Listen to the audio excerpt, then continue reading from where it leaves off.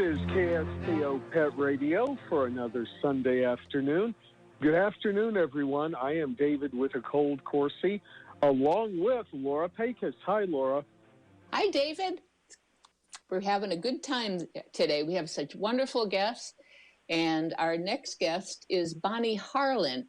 And very interesting, she's the founder of Prevent Pet Suffocation, which is a nonprofit dedicated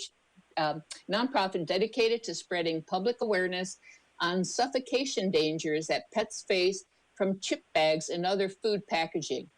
She created Prevent Pet Suffocation shortly after her 4-year-old rescue dog, Blue, suffocated in a Frito-Lay Cheetos chip bag on December 15, 2011. It never occurred to her that her beloved dog could lose his life in a seemingly innocuous 9-ounce chip bag. Devastated and shocked by this, Bonnie founded Prevent Pet Suffocation to educate the public on the suffocation hazards of chip bags and other similar food packaging. Since 2012, Prevent Pet Suffocation has grown to an international following of over 24,000 supporters on Facebook. In addition to her website, Bonnie has launched Prevent Pet Suffocation on Facebook, Twitter, and Instagram. She's written numerous articles on the subject, appeared on several television and radio interviews. She is also available to speak on this topic should you need her to. Sadly, Bonnie typically hears from 3 to 4 devastated dog owners a week who have lost their pet to suffocation and had never heard of it before. Bonnie has a Master's of Liberal Arts from Houston Baptist University and a Bachelor of Arts from the University of Arizona. She resides in Texas with her husband and enjoys frequent visits from her granddogs, Jag and Duke. Welcome to the show, Bonnie. Thank you, Laura. Hi, David. Hello, and welcome back. It's been a while since you and I have spoken. I know. I'm so excited to be back on. Thank you. Well, we are thrilled to have you. What do we want to hit specifically at the beginning of the hour? Well, we'll just do a brief thing on explaining how this happens so people can kind of visualize it. So, we have these chip bags, snack bags, pet food bags, cereal liners, etc. And many of them have this kind of mylar material inside of them, which keeps the foods fresher. So when a dog puts his head into one of these bags, it will create a vacuum-like seal around his head and neck and start to cut off the oxygen. So as he tries to breathe, the bag will tighten, and then subsequently he can easily suffocate. So that's kind of how this happens, but it's also key to understand that it happens quickly, within minutes. And unfortunately, most people don't know about pet suffocation. They don't know it's a problem until it happens to their pet, and by then it's too late. So what I did was create this nonprofit to spread the word, spread awareness, and let people know how you can easily prevent it in your home and keep your pet safe.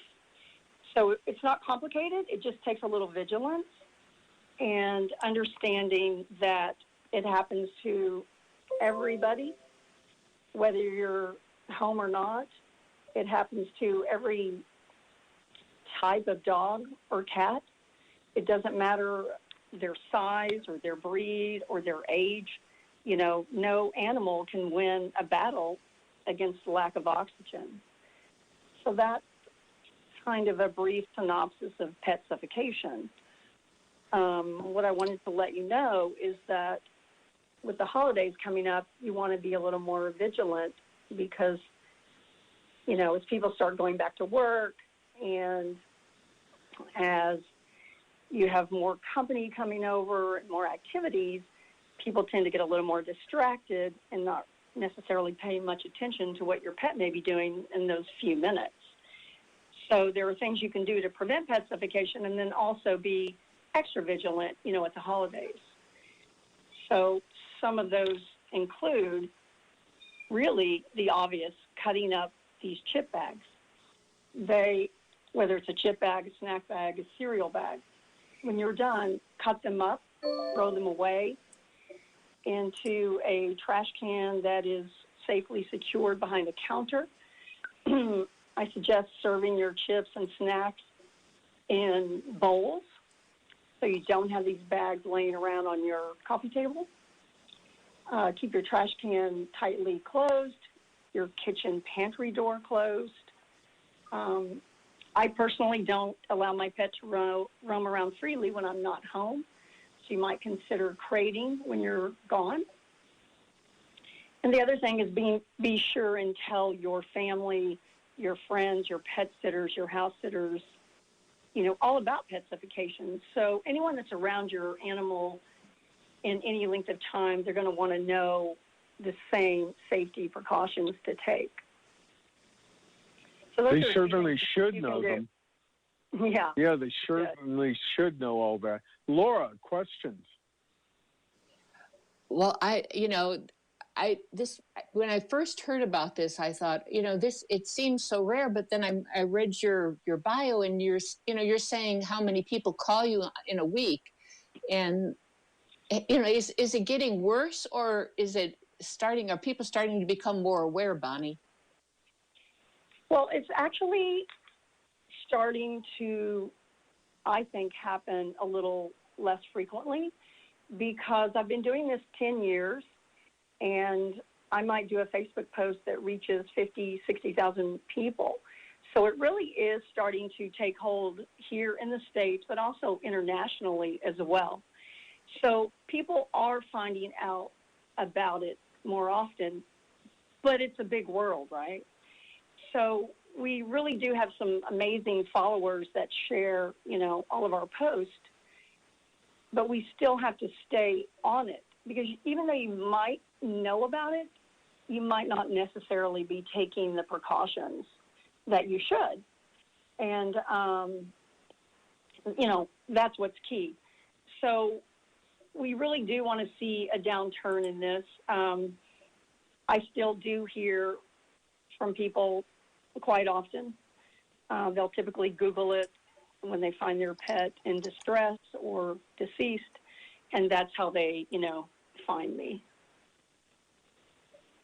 Okay, and you're starting. You mentioned that to me earlier that you're starting a survey. Could you talk a little more about that? Sure. So a few days ago, I actually launched a new survey on pet suffocation. And what that's going to do is give me more data I may not have about who this has happened to. And I've asked people, take the survey, whether you have lost a pet to suffocation or not, because I want to also find out what are you doing in your home to prevent this already. And it's interesting. I was just kind of looking over a lot of the responses. And so many people have said, how they heard about it, which is from Prevent Pet Suffocation, and then other people's social media. So I know that the word is getting out, but I'll be able to take this data and kind of use it in our favor to help, spread our word even more, help with our mission, but also to help affect some change in the packaging.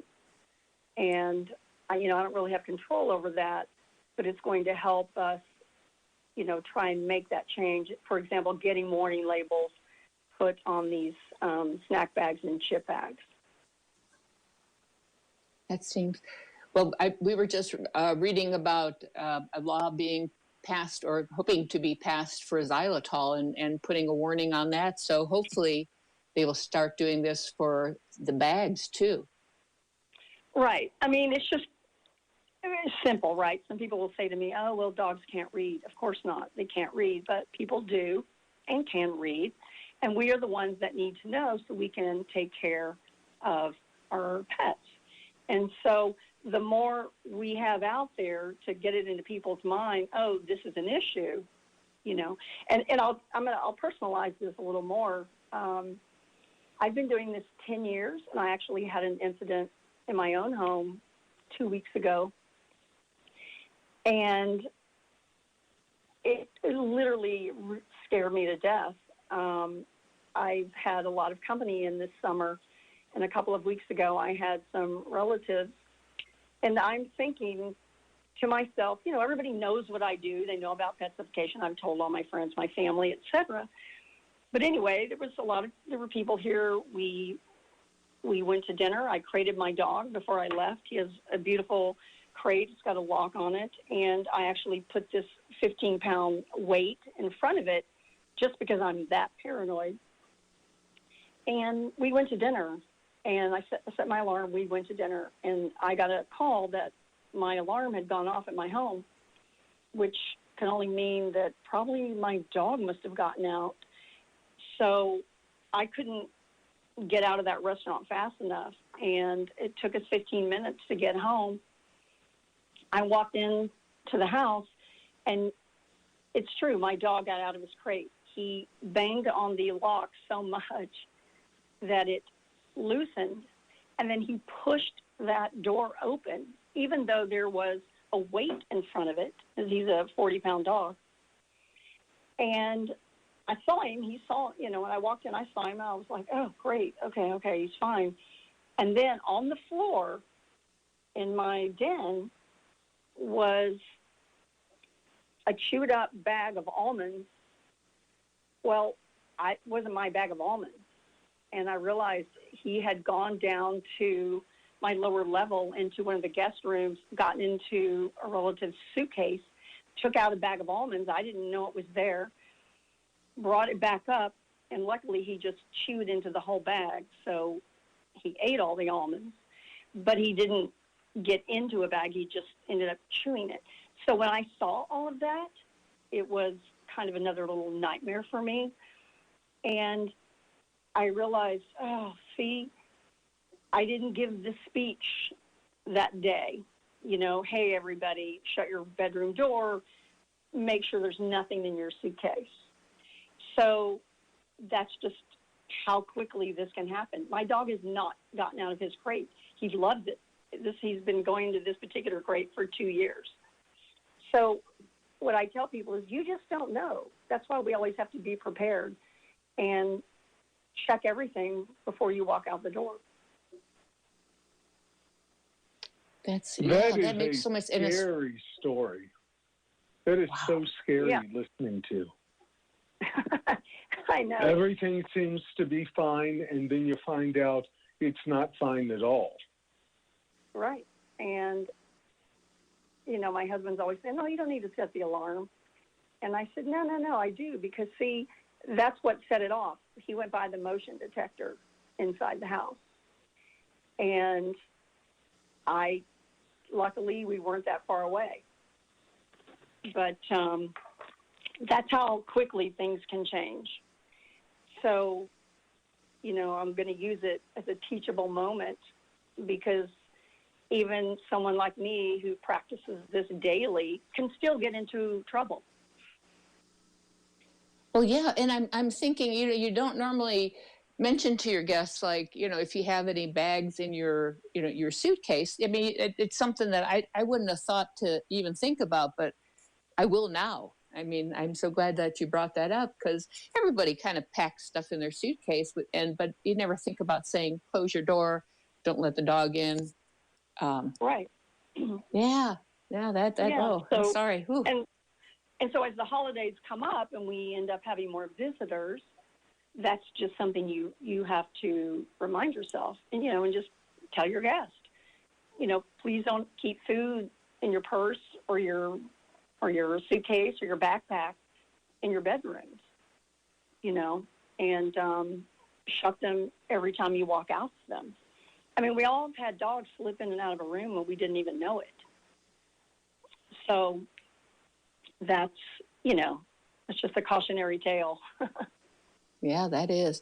Now, you mentioned that you had Facebook, Twitter, and Instagram. Are they all Prevent Pet Suffocation, if people wanted to look them up? Yes. So like you said, a website, preventpetsuffocation.com. Then we have the Facebook group.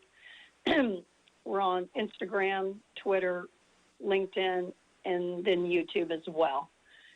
So pretty much have all those covered because they all offer different kinds of content, but with the same message. And could you kind of explain the differences, like if for what people should look for? Look for on what? The social media? On each social media page. Okay, so my website's very comprehensive. It has the information. It has all of our press articles, infographics you can print off, give to a rescue group, your veterinarian, to hang in his office, etc.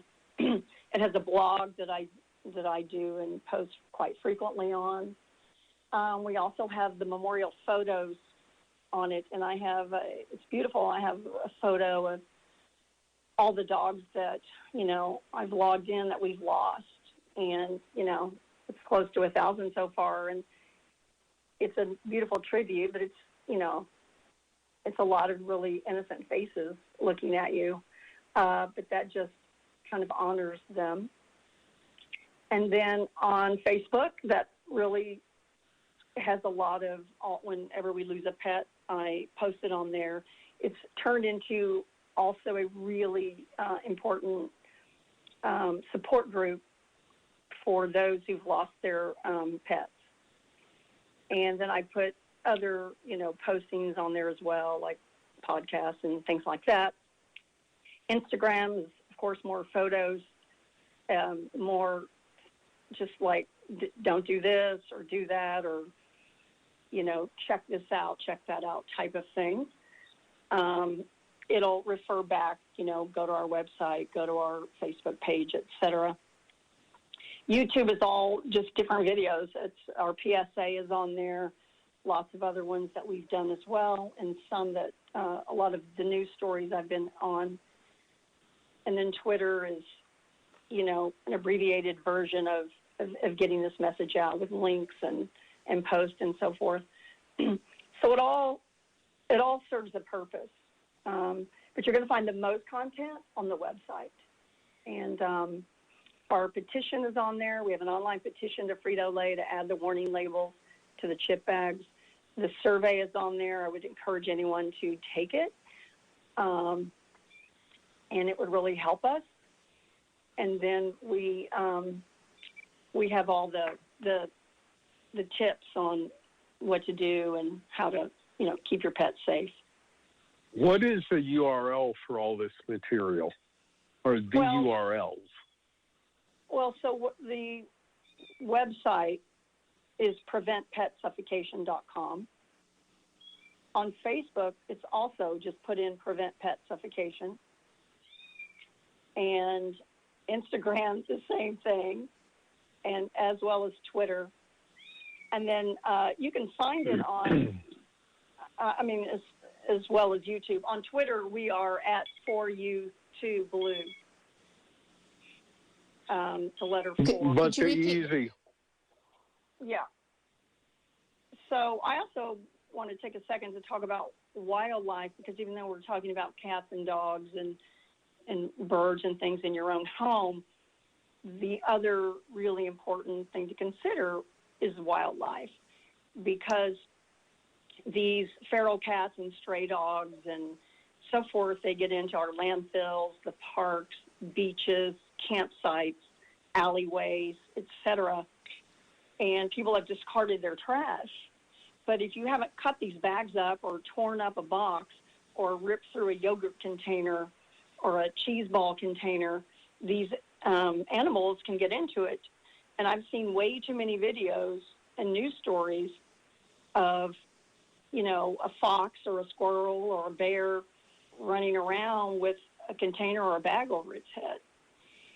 So we want to protect our own pets, but we also want to protect the wildlife that, that has no one really looking out for them.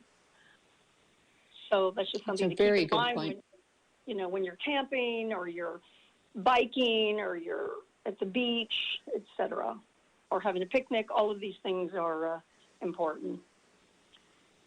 And they all really matter in the lives of these animals. You're going to lose animals if you don't do something about this. So, folks, let's pay attention and keep these animals safe. Yes, thank you. Exactly. So, Bonnie, if the best way to take care of a bag is like to open it on both ends? Well, I tell people I don't care how you cut it as long as you just, cut it. Cut it in half. You can cut it top to bottom, sideways. I just take scissors and just cut them in 2 or 3 places, and then I rip up cracker boxes, cereal boxes, the bags inside, but also the boxes, because, these animals can smell so powerfully, and they will go into anything where they think there's been food. And, your Kraft cheese, shredded cheese packets, those types of things, all of that has to be, cut up. So if you want to get a stocking stuffer or something this year, get scissors for somebody, because they're one of the best items to have right there in your kitchen. And I was looking at some of the data from the survey, and 32% so far have their dog or their cat got into the food bag or the problem from the kitchen. So either the kitchen trash or the kitchen counter. And then the second one was a coffee table, and the third one was a bedroom. Those are the top 3 where they find these items. So Really how does somebody get How does somebody get in touch with your group? Well, you can email me at info@preventpetsuffocation.com. There's info@preventpetsuffocation.com. Go ahead. Mm-hmm. There's also a contact form on the website. There's a message board on the Facebook page. You can reach me any of those social media sites, but a direct email is info@preventpetsuffocation.com. And having that information means that you can be up to date on what's going on and what we're doing to prevent pets from suffocating and sometimes causing people to suffocate as well or have other emergencies. Laura, we have about 30 seconds left. What do we want to finish with? Well, I would say that this is very timely, especially as we're starting to come into the holiday season. I mean, it's like, the big holidays where families are getting together, Thanksgiving, Hanukkah, Christmas.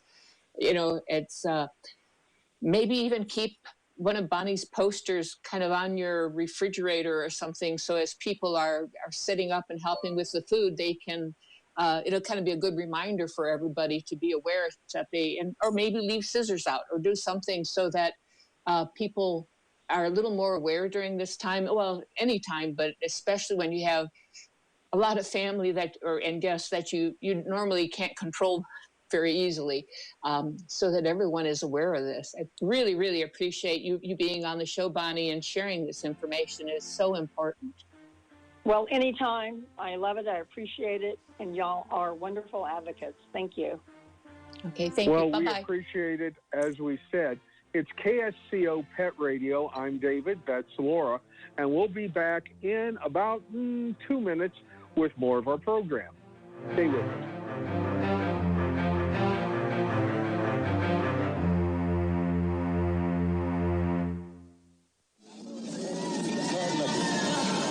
Astrology with Mercury every Sunday from 2 to 3 p.m.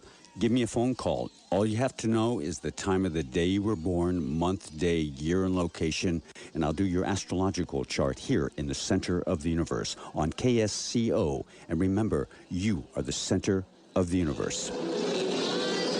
Sunday, 2 to 3 p.m. Astrology with Mercury.